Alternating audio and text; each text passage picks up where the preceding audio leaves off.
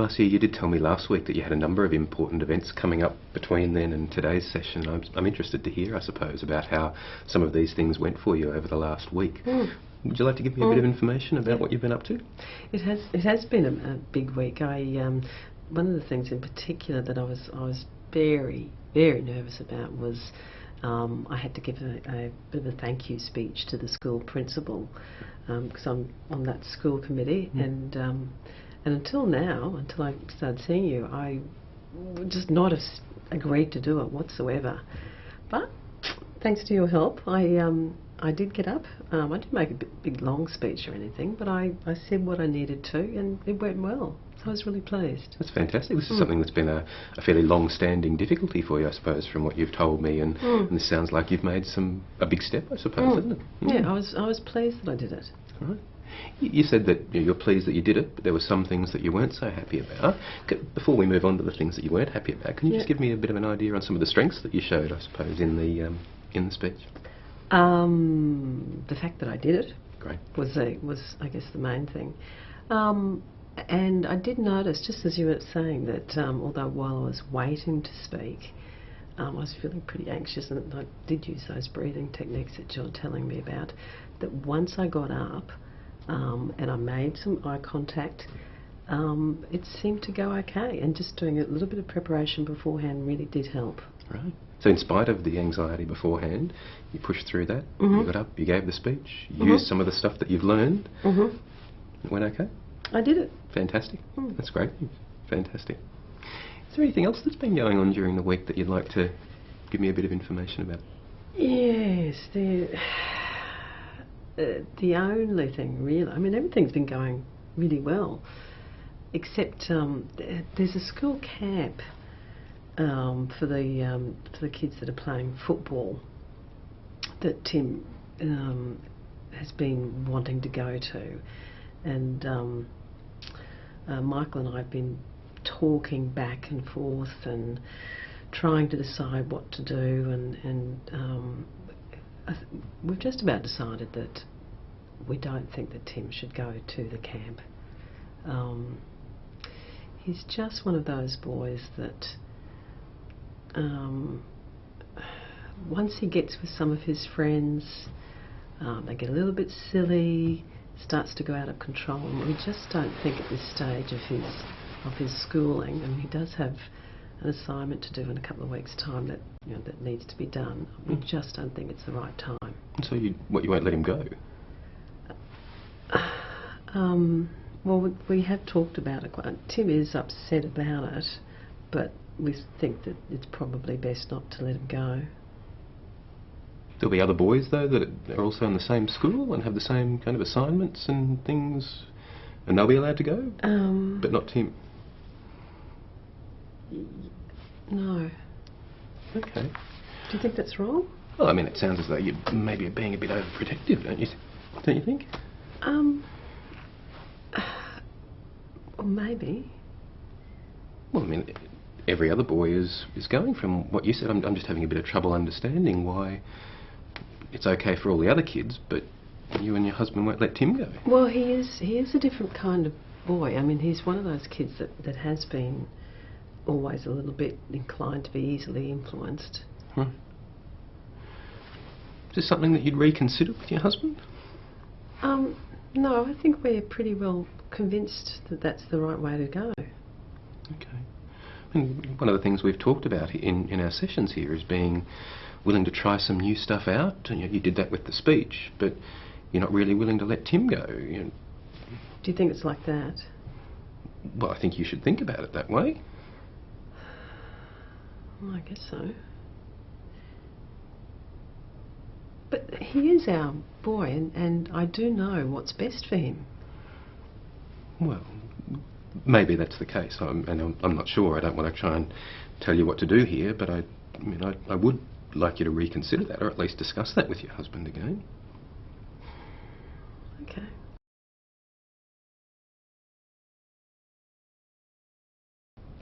In the segment that you've just seen, I was playing the client, and I want to talk to you about the reactions that I had being the client in that segment.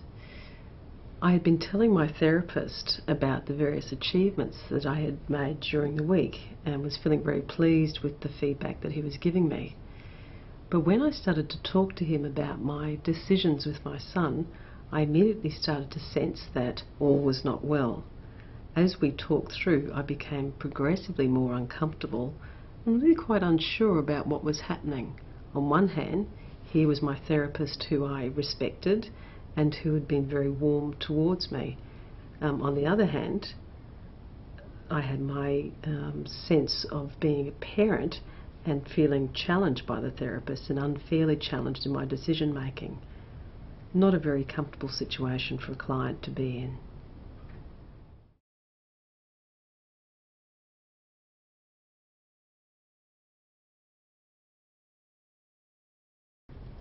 So Mark, do tell me, how did things go with Marcia this week? I think there'd been some really good stuff actually. It was, she had managed to give the speech that she was quite concerned about to the parents group at the school. So that was a big step, I think. She'd been quite worried about that for a long time, and she'd actually managed to get up and do that. So she was quite happy with herself, I think, around that. Yeah, and you should be pleased with yourself too. I mean, when you started working with her, she wouldn't talk to anybody really outside her immediate family, and now she's doing speeches at school. That's right. That's fantastic. Yeah, she's come a long way. She's done quite well. Yeah. Wonderful. There was a couple of, well, there was one other thing in particular though that I was a little bit concerned about that she brought up in the session. I didn't kind of bring it out of her, but she volunteered this. Her son, Tim, is there's a camp. 13-year-old. Yeah. That's right. Yeah. Yeah. He's got some sort of school camp or rugby camp or something coming up that most of the other guys at school are going to, and Marcia didn't want him to go along to this camp, and it just struck me that she was very anxious, very overprotective of him, and all these other kids were going to the camp, but she just couldn't seem to let him go on the camp, and she's just very controlling and really, I suppose, unwilling to consider letting him even go on the camp, and I thought it wasn't a good sign. I was quite concerned about that. Right. So, what was her reasons for not wanting him to go? Well, I mean, that's what I couldn't get my head around. It was all of this vague sort of overprotective stuff about that he's different to other boys, and that even though all of the other kids can go, there's something different and special about Tim, and it just seemed to me to be really overprotective and really controlling of Tim, and just not giving him the chance to kind of have some freedom on his own, and that just didn't look good. Yeah. So was it her anxiety, are you saying, was spilling over into Tim's life? That's what it sounds like you're saying, that she was being overprotective and over-worried for him. That's right, yeah. And not allowing him to do anything. That's right. Okay. It was, I mean, just like she's kind of, it's as though her anxiety is preventing her, she's moved it from giving these speeches and things, and now it's about kind of controlling Tim and not letting him have his freedom from his parents, and just, it really concerned me. I can see that you're really worried about it. Like, what's the thing that's really bugging you about it? Well, I just think that this is a young guy who's moving through adolescence and trying to get a bit of emancipation from his parents, and he's just being prevented from doing that. He's got a mum who's just ridiculously controlling and over the top in trying to shelter him from the real world out there. Yeah. And do you feel that it's without cause because she didn't give you good enough reasons why she didn't want him to go? Well, she gave me some reasons, but they seem to be fairly trivial and vague sort of nonsense, really, about him being different from other boys. And I just didn't buy it. I just see it's another thing about her anxiety, and I think she's really got to let go of Tim, just like she let go of the anxiety in some of these other areas. It's interesting for me, Mark, that, previously when you've spoken about Marcia, that you've had an enormous amount of empathy for her anxiety, and you've been very supportive of her, but I'm always picking up that you're feeling quite a bit cranky with her at the moment. That this time her anxiety is, you feel quite inappropriate? Well, I suppose a little bit frustrated with her that she's able to let go of it in some areas, but not this one. I mean, I know what it's like when you're a young guy and you're trying to get a bit of freedom from growing up, going through the normal maturation process, and it's really tough for a guy. And I can see that it must be tough, really tough for Tim as well, to have a parent that's just so controlling and so over the top in how much influence they're exerting over his life and how much protection they're trying to, or Marcia is trying to help him with. Do we know how Tim feels about any of this? I can imagine how he'd feel. He's a young guy in his teens, trying to break away from parents and get a bit of freedom outside of the family life. So, I can imagine what Tim must feel like. I'm just thinking about the previous information that you've given me, that Marcia and her husband was Michael, isn't her husband right, Michael? Because they came in together a couple of times, haven't they? The way they describe Tim from memory is that he's actually also, not surprisingly, a very anxious boy. And I'm wondering if he might even be relieved if his parents say, no, you can't go on this camp. Oh, no, I don't know if I'd agree with that. I mean, he's a young guy, and young guys like to get some freedom from their parents. And I just, sure, I know what you're saying, that he's anxious, but I think this is something that all adolescent males go through. They want some freedom to move outside of that overprotective kind of family circle. I can see that you feel really strongly about this, Mark, but I must say what's striking me about this is that it's almost as though you've decided that this is how Tim has to feel, and even with my suggestions that perhaps he might feel differently, you're rejecting that. And I'm wondering whether your own strength of feeling about this issue is perhaps interfering in your ability to be objective about what might be happening in this situation. I mean, I do have a lot of strength of feeling about this, and I suppose that's because I know what it's like. In terms of what it's like for Tim or for you? Well, for both of us, I suppose. It's something I've gone through. As I've spoken to you about in the past, it's something I know what it feels like, and I can imagine what it's like to be Tim and struggling for emancipation. That's right. And being held back by caring, concerned parents, but perhaps over-controlling is your experience. That's right. Yeah, that's right. But do we know whether that's Tim's experience? Well, if you mean have I spoken to Tim, have I got that information from him? No, of course, no, I don't. No. I don't have that information. I suppose I'm inferring that that's what it must be like for him, just based on what I know about adolescent males. Adolescent males isn't like your experience of adolescent malehood. Yeah, I suppose so. Yeah. I mean, this is giving us such an exciting opportunity to have a look at our own reactions as therapists in therapy, because you tend to be a very clear-thinking, logical person and a very good therapist.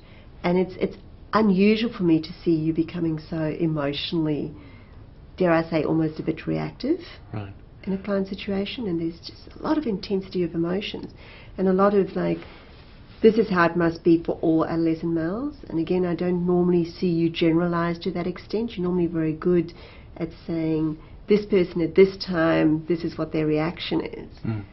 And so I'm wondering if there's a bit more going on for you with this specific scenario. Yeah, I take your point, I suppose, that it does seem to be a stronger emotive reaction that I've gotten around this particular issue, and I haven't really thought about it, but I mean, I suppose I accept that it has been, even just with Marcia, and that I have been able to be a bit more supportive of some of these decisions with her in the past, and this one is a bit of a hot issue. Yeah, and it's just very different. It's uncharacteristic for you to feel, it's almost black and white, and normally you're someone who takes into consideration all of the different issues, and now it's almost like she's doing the wrong thing, this is not how it should be, and feeling passionately strong about work we're doing with clients as an advocacy role is great. But I wonder what it was like for Marcia in that session. Maybe if you were this strong and you said, no, you're being over-controlling, etc. How did she react? Can you recall? I mean, at the time I thought she was being defensive, I suppose, and that it was her anxiety coming out.